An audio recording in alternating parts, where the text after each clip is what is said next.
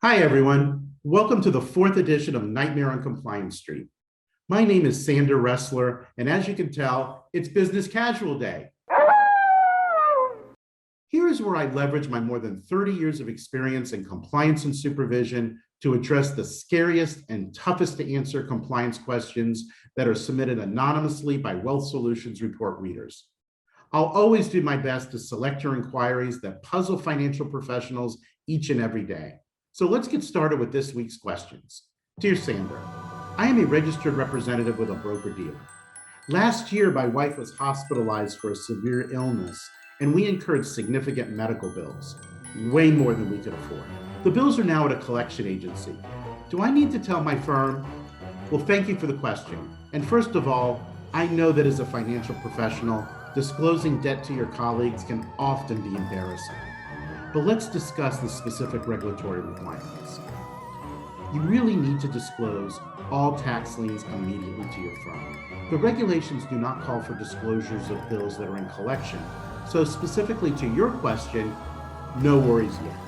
But listen very carefully. This advice is for everyone. You have to monitor your credit report for liens. If you get a lien on your record and you don't report it on a timely basis, FINRA can, and often does, terminate your registration, effectively putting you out of business. Why does FINRA do this?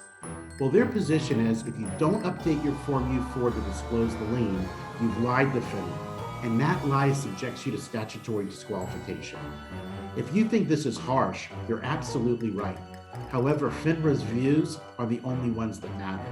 You need to be vigilant, swallow your pride, and disclose all liens as soon as you become aware of them. So question number 2, I work at a hybrid firm. I'm licensed both as an investment advisory representative and a registered representative of a broker-dealer. Over a year ago, I put together a portfolio at the broker-dealer for a client that consists of 50% equities and 50% bonds.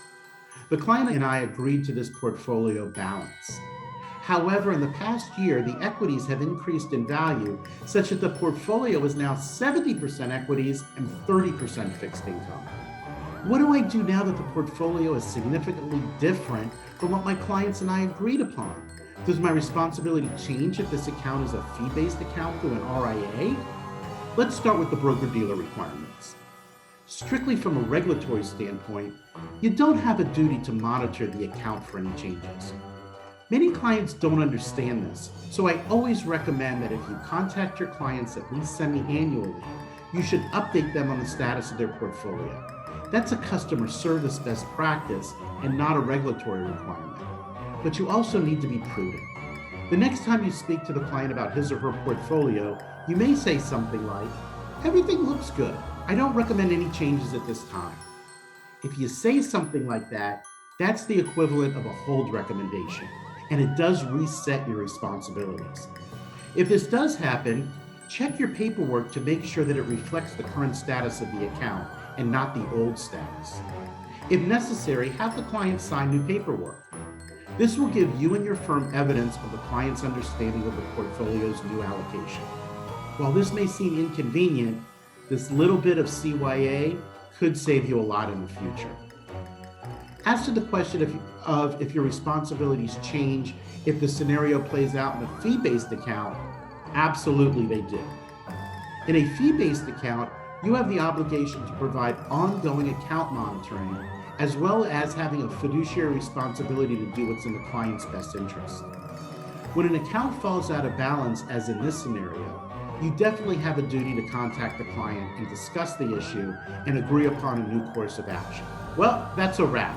And I want to thank you for joining me, and thank you to Wealth Solutions Report for the opportunity to speak to each of you. Keep those questions coming. Until next month, this is Sander Ressler reminding you that readers, that there are no bad questions, just bad behaviors.